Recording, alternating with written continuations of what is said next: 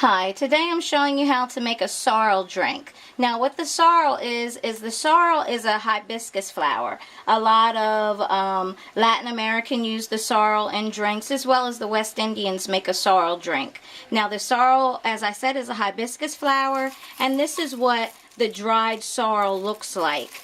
It's actually, when you buy it in the whole flower, you'll see it in a bud, but this is already broken up. So what I'm going to do is, I already have my water boiling. I'm going to add the sorrel flower to my boiling water. Now, I'm going to stir that in.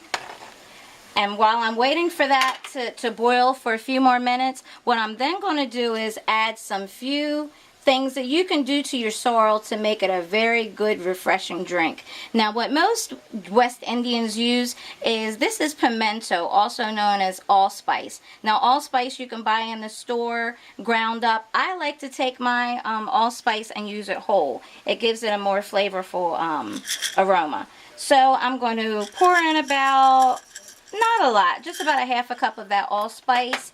And then I'm going to take my nutmeg. Now what you need from the nutmeg is not the actual whole nutmeg, but the mace. What the mace is the mace comes from the nut of your nutmeg. What you're going to do is take your shredder, and you're going to take your nutmeg and just shred just a little bit to get the mace in there. Just enough. You don't have to do a whole lot. You don't even have to do half of it. Now, as you can see how much mace I took off, that's just enough to give it that flavor from the whole nutmeg. Then you're going to take your whole cloves, and I'm just going to take in about a pinch full of cloves because of the fact that cloves are very strong. So once we have all of this stuff added in, we're going to mix it. Now I want you to look at that water and see how purple that water gets. That's what you want your water to look like. Once it's cooked, and right now we're going to turn it off of the eye.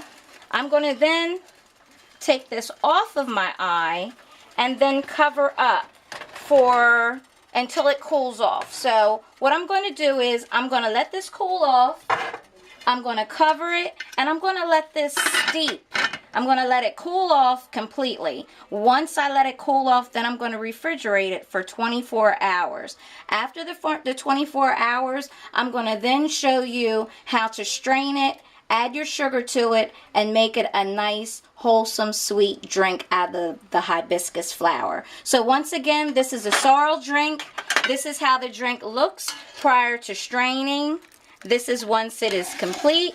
Didn't take very long at all. It's going to steep, so you're going to let it steep and get all of those good seasonings and herbs in there into your hibiscus drink, and let it cool and set to the side. Now in 24 hours, I'll show and recap what I did, as well as showing you how to strain and then refrigerate your sorrel drink. So please, if you want to order this sorrel hibiscus flower, you can go to wrappedinivy.com or www.greenivyvines@yahoo.com. I'm sorry, once again, you can go to Wrapped in Ivy on Facebook.